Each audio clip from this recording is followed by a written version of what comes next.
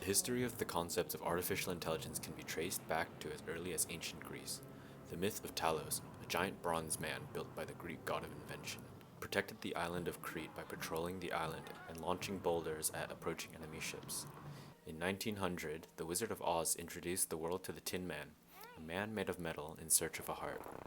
Mankind has been imagining artificial intelligence since ancient times, but in modern times, where AI technology really exists and has been making leaps and bounds, we as a society need to think about what the future of AI will look like and what some pitfalls may be.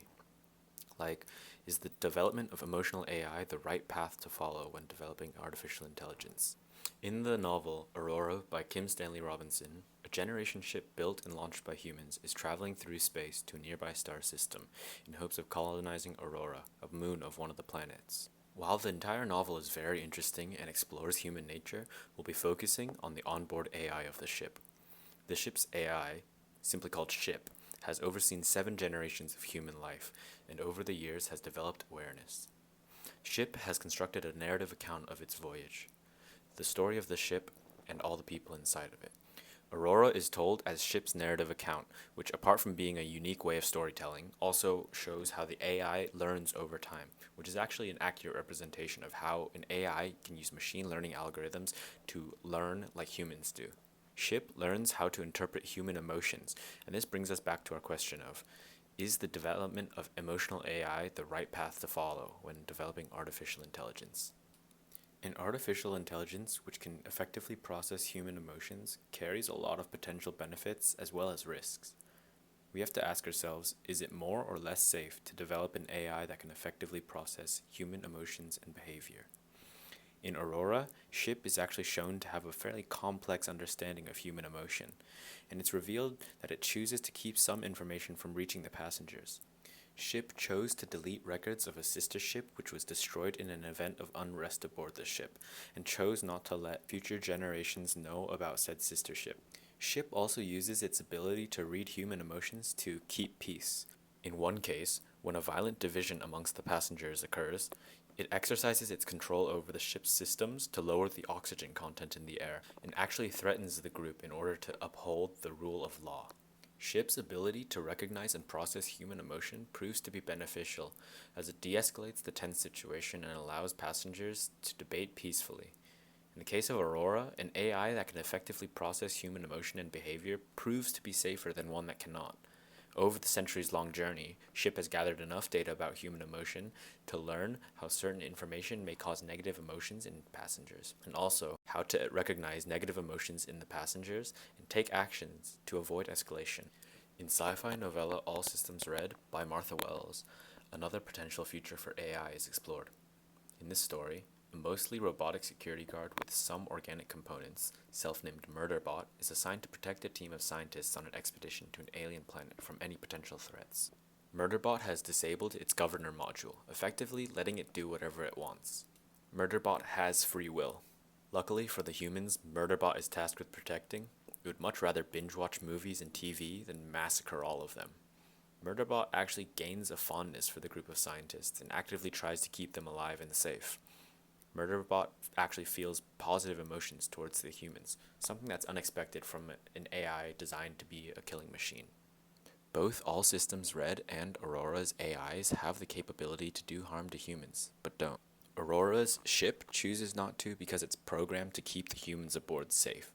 However, All Systems Red's Murderbot chooses not to based on its emotional attachment to its humans. Though All Systems Red is a fun story that subverts our expectations of artificial intelligence, it brings up some serious questions regarding artificial intelligence and human emotions. In the case of Murderbot, what if it developed negative emotions towards the humans? Would it act on those negative emotions? What about Aurora's ship? Would it harm humans if it sees them convey negative emotions and thinks the situation will escalate? What if someone develops a malicious AI that weaponizes human emotion, like a bullying AI? What if emotional AI is misused to manipulate people based on their emotional feedback? It's important to ask these what-if questions as AI development progresses and these fictional scenarios become more and more realistic. In the real world, there are already AIs that can recognize and analyze human emotions. There are different types of emotional AI that can analyze emotion in voice, text, and image. These emotional AIs are already in use in a handful of industries. Already, we're seeing some failures in emotional AIs, mainly when it comes to bias. For example, MIT Sloan professor Eric Brynjolfsson warns that recognizing emotions in an African American face sometimes can be difficult for a machine that's trained on Caucasian faces. This bias in programming and teaching the AI shows itself in the AI's ability to analyze emotion in one group of people and its inability to analyze the same emotion in a different group of people. Without correction, this type of bias can lead to marginalizing some groups of people and create societal rifts. The same goes for cultural differences. This is a quote from a Harvard Business Review article titled "The Risks of Using AI to Interpret Human Emotions." An AI that has not been trained to understand cultural differences and has only been taught the customs and expressions of emotion of one culture has a built-in bias, as mentioned earlier. One of the biggest questions when it comes to the future of AI is, what moral implications does an AI that can think exactly like a human carry? If artificial intelligence becomes so sophisticated that they can think exactly the way a human does, what differentiates humans from AIs?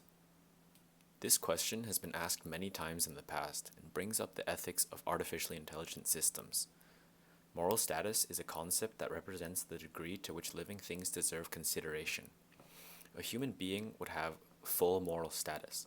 A rock would have no moral status whatsoever, and a fish would land somewhere in the middle. What moral status do we give to an artificial intelligence? Currently, the consensus is that modern-day AI systems have no moral status, but as they grow more sophisticated, that consensus may change. Two characteristics are commonly linked with moral status: sentience and sapience. Sentience is the capacity to experience feelings and sensations. Sapience is a set of capacities associated with higher intelligence, such as self-awareness and reason. A commonly held belief is that non-human animals, like fish, have sentience but not sapience, so they hold some moral status, just not as high as humans, who have both sentience and sapience. This belief implies that if an AI has sentience, like the ability to feel pain, and has a level of sapience similar to an adult human, then it would have full moral status, just like human beings do. There are, of course, other beliefs when it comes to AI, the majority of which see AI as equivalent to nothing more than an inanimate tool. It is important for these notions of morality and ethics surrounding AI to be debated, and for society to agree upon a set of rules and beliefs. We can already see these ideas being discussed through various forms of media. For example, the video game Detroit Become Human, the film Blade Runner, and the TV series and movie Westworld. As a computer science major, I see these conversations as a responsibility and obligation of those developing AI systems. The future for AI is bright, but there are many potential pitfalls that can be avoided with open dialogue and careful consideration.